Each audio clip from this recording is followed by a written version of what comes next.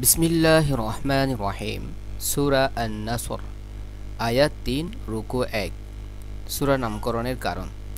সূরার প্রথম আয়াতের নাসরুল্লাহি এর নাসর শব্দটিকেই এর নাম হিসেবে গ্রহণ করা হয়েছে। সূরাটি নাজিলের সময়কার। এই সূরা সর্বসম্মত মতে মাদানী সূরা।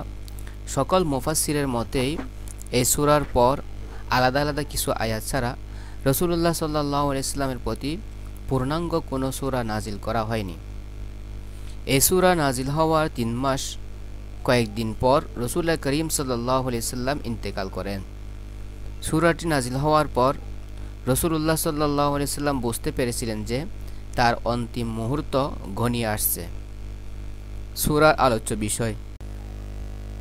সূরার আলোচ্য বিষয় হচ্ছে, এই সূরার আলোচ্য বিষয় ও মূল বক্তব্য হল আরব উপদ্বীপে ইসলাম একটি অপ্রতিহত শক্তিরূপে প্রতিষ্ঠিত হওয়া এবং আরব থেকে পৌত্তলিকতা চিরতরে নির্বাসিত হওয়ার শুভ সংকেত দান করা। এর সাথে রাসূলুল্লাহ সাল্লাল্লাহু আলাইহি ওয়াসাল্লামের বিদায়কাল ঘনিয়ে আসার পূর্বাভাস দেওয়াও এই সূরার মূল বক্তব্যের অন্তর্ভুক্ত। বলা হয়েছে, যখন আল্লাহর সাহায্য ও বিজয় সমাগত হবে তখন দিকে দিকে তোমরা ইসলামের জয় জয়কার অবস্থা দেখতে পাবে। তোমরা দেখবে যে দলে দলে ও গোত্রে গোত্রে মানুষ ইসলামের ছায়াতলে আশ্রয় নিচ্ছে। চুপে চুপে ইসলাম গ্রহণ করার প্রয়োজনীয়তা শেষ হয়ে গেছে। এখন ইসলাম আল্লাহর সাহায্যে দিকে দিকে ছড়িয়ে পড়বে। এখন সত্যের প্রতিষ্ঠা আর অসত্যের পতন ঘটবে। এটা ছিল মুসলমানদের জন্য আগাম সুখবর।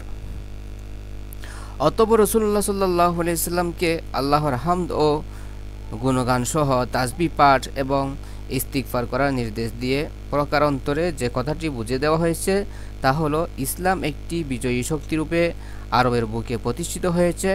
সকল বাতিল মতাদর্শের উপর দ্বীন ইসলামকে বিজয়ী করার দায়িত্ব দিয়ে আপনাকে পাঠানো হয়েছিল। আপনি সে দায়িত্ব যথাযথভাবে পালন করেছেন। সুতরাং আপনার দায়িত্ব শেষ হয়েছে। এখন আপনার আর দুনিয়াতে থাকার প্রয়োজন নেই।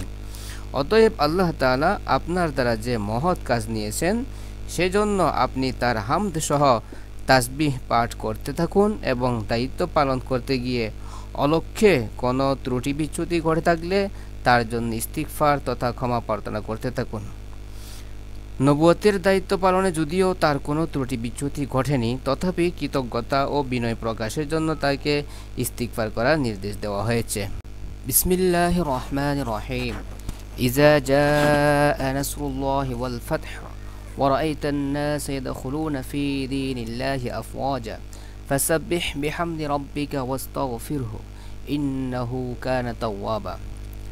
আয়াতের অর্থ, যখন আসবে আল্লাহর সাহায্য ও বিজয় এবং আপনি দেখবেন মানুষকে দলে দলে আল্লাহর দ্বীনে প্রবেশ করছে, তখন আপনি প্রশংসা সহকারে তাসবিহ পাঠ করতে থাকুন আপনার প্রতিপালকের এবং প্রার্থনা করতে থাকুন তার নিকট, নিশ্চয় তিনি তওবা কবুলকারী। এবার শুনুন ব্যাখ্যা। নাসরুল্লাহি এর অর্থ আল্লাহর সাহায্য।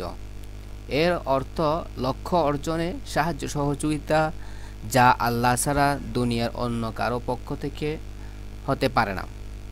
আর বিজয় দ্বারা এখানে ইসলামের চূড়ান্ত বিজয় বোঝানো হয়েছে। কোনো অঞ্চল বা দেশ বিজয়ের কথা এখানে বলা হয়নি। ইসলামের এই বিজয়ের পর ইসলাম আরবের বুকে এক অপ্রতিরোধ্য এবং অপ্রতিদ্বন্দ্বী শক্তিতে পরিণত হয়েছে।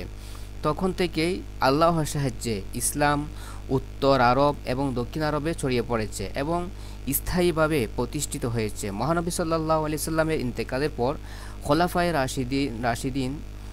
খোলাফায়ে রাশেদার বিজয় ইতিহাস এবং তার পরবর্তী যুগে উমাইয়া ও আব্বাসীয় যুগের বিজয় ইতিহাসের দিকে তাকালে এই সত্যই সুস্পষ্টভাবে ফুটে ওঠে। বিজয়ের আগমনী বার্তার প্রতিফলন দুনিয়ার প্রত্যেক অঞ্চল ও প্রত্যেক যুগেই হতে পারে, যদি আল্লাহর সাহায্য লাভের শর্তাবলী পূরণ হয়। বিজয়ের সূচনা হলে তখন মানুষ এক দুজন করে ইসলাম গ্রহণ করবে না। তখন দলে দলে গোত্রে গোত্রে কোনো প্রকার যুদ্ধবিগ্রহ ও চাপ প্রয়োগ ছাড়াই স্বতঃস্ফূর্তভাবে ইসলাম গ্রহণ করতে শুরু করবে। হিজরি নবম সালের শুরু থেকে এ অবস্থায় দেখা গেছে। দশম হিজরির বিজয় হজ্জের সময় সমগ্র আরবই ইসলামের ছায়াতলে এসে গিয়েছিল এবং সারা আরবের কোথাও একজন মুশরিকও ছিল না। আল্লাহর প্রশংসা ও গুণগান করা এবং তৎসঙ্গে কৃতজ্ঞতা পেশ করা হলো হামদ। আল্লাহর পবিত্রতা পরিচ্ছন্নতা প্রকাশ করা হলো তাসবিহ। আল্লাহ তার রাসূল সাল্লাল্লাহু আলাইহি সাল্লামকে হামদ সহ তাসবিহ পাঠের নির্দেশ দিয়ে কথা বোঝাতে চেয়েছেন যে এ মহান ও বিরাট সাফল্য আপনার কৃতিত্বের ফসল বলে মনে করবেন না, বরং এটাকে পুরোপুরি আল্লাহর দয়া ও অনুগ্রহ মনে করবেন, আর এজন্য আল্লাহর প্রতি কৃতজ্ঞতাও জানাবেন। মুখে এবং অন্তরে একথা স্বীকার করবেন যে এই বিরাট সাফল্যের জন্য সমস্ত প্রশংসাই আল্লাহর।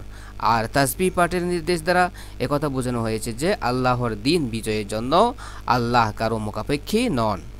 আল্লাহ সকল প্রকার মুখাপেক্ষিতা থেকে পবিত্র। আল্লাহ তার দিন বিজয়ের কাজে যে কোনো বান্দাহর মাধ্যমে এটা উনি নিতে পারেন, তবে আল্লাহ তার দিনকে বিজয়ী করার খিদমত আপনার নিকট নিয়েছেন, এটা আল্লাহর দয়া এবং অনুগ্রহ। আল্লাহর কুদরতি এই বিরাট সফলতা এসেছে, নচেত এমন বিরাট সফলতা লাভ করার মতো কোনো শক্তি দুনিয়ার কারো ছিল না। আপনার প্রতিপালকের নিকট প্রার্থনা করুন, তার দেয়া দায়িত্ব পালনে অলক্ষ্যে কোনো ত্রুটি বিচ্যুতি হয়ে থাকলে তিনি যেন তা ক্ষমা করে দেন। এটা হলো ইসলামের আদব ও শিষ্টাচার। আল্লাহ তাআলা কোনো মানুষের দ্বারা তার দিনের কোনো খিদমত নিলে তার মনে এমন ধারণা সৃষ্টি হওয়া সঙ্গত নয় যে সে আল্লাহর দেয়া দায়িত্বের হক পুরোপুরি আদায় করতে পেরেছে। তার উচিত সে যেন আল্লাহর দরবারে এই বলে ক্ষমা প্রার্থনা করে যে আল্লাহ তাকে তার দিনের খেদমতের যে দায়িত্ব দিয়েছেন তা আদায় করতে গিয়ে কোথাও ত্রুটি বিচ্যুতি হয়ে থাকলে তা ক্ষমা করে দিয়ে তার খেদমতটুকু তিনি যেন কবুল করে নেন।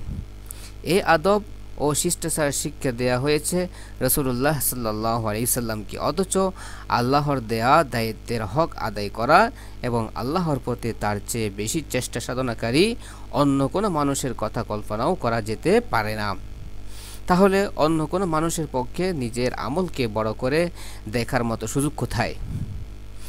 আল্লাহ মানুষকে এই শিক্ষা দিয়েছেন যে নিজের কোনো ইবাদত বা আধ্যাত্মিক সাধনাকে বড় করে যেন না দেখে, নিজের সমস্ত শক্তি ক্ষমতা আল্লাহর পথে নিয়োজিত করেও মনে করতে হবে যে আল্লাহর হক আদায় হয়নি।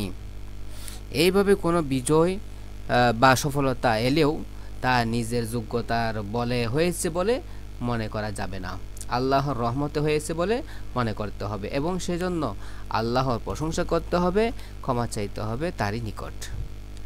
এবার আসুন আমরা এই সূরা থেকে কি শিক্ষা লাভ করতে পারলাম সে ব্যাপারে কিছু আলোচনা শুনি। আল্লাহর সাহায্য ছাড়া আল্লাহর দিন বিজয়ী হওয়ার আশা করা যায় না, আর আল্লাহর সাহায্য তখনই আসবে যখন তা আসার পূর্ব শর্ত পূরণ হবে। সুতরাং আল্লাহর দিনকে বিজয়ী করার জন্য কাজ করে যেতে হবে এবং সে সাথে আল্লাহর নিকট সাহায্যও চাইতে হইবে। দিনকে বিজয়ী রাখার মতো যোগ্যতা সম্পন্ন লোক যখন সৃষ্টি হবে তখনই আল্লাহ বিজয় দান করবেন, তবে সে যোগ্যতা অর্জনের জন্য আল্লাহ ও তার রাসূল প্রদর্শিত পথে কাজ করে যেতে হবে। দিনের বিজয়ের জন্য কাজ করে যাওয়া আমাদের দায়িত্ব। এই দায়িত্ব আল্লাহর পক্ষ থেকে তার রাসূলের মাধ্যমে রাসূলের উম্মতের উপর এসেছে। সুতরাং মুসলিম উম্মাহকে এই দায়িত্ব পালনে সচেষ্ট হতে হবে, কারণ রাসূলের বিদায় হজ্জের ভাষণে এই দায়িত্ব মুসলিম উম্মাহর উপর তিনি দিয়ে গেছেন। দিনের বিজয়ের লক্ষ্যে কাজ করে গেলে এবং তার ফলে শর্ত পূরণ হলে দুনিয়ার যে কোনো দেশে আল্লাহ বিজয় দিতে পারেন।